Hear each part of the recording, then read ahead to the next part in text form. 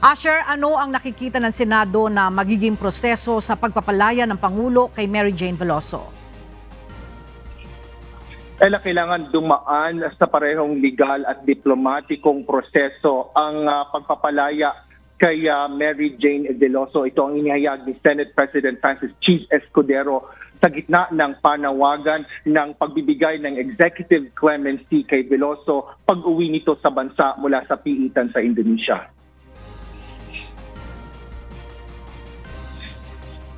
Naniniwala si Escudero na bibigyan ni President Bongbong Marcos Jr.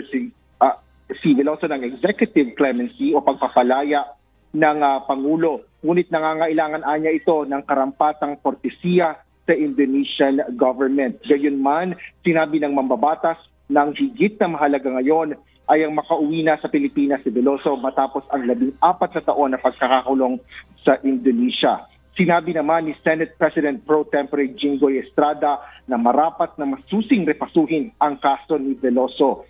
Bunsod nito, hinihikayat ni Estrada ang Department of Justice o DOJ na ikonsidera ang kanyang estado bilang biktima ng human trafficking. Gayon din ang pagkakasangkot nito sa isa umanong drug syndicate.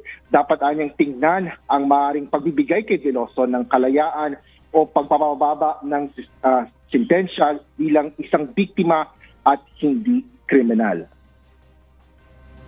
Nagpahayag naman ng pasasalamat sina Senador Joel Villanueva, Senador Grace Poe at Senador Rafi Tulfo sa mga hakbang na sinagawa ng pamahalaan at iba pang mga kaukulang ahensya. Gayon din sa Indonesian government kaugnay nga dito sa pagpapauwi kay Mary Grace or kay Mary Jane Veloso.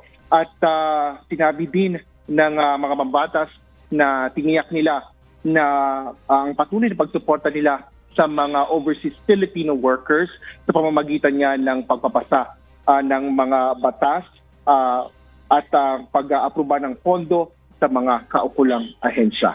Yan ang latest dito sa Senado. Balik sa iyo, Ella. Maraming salamat, Asher Cadapan Jr.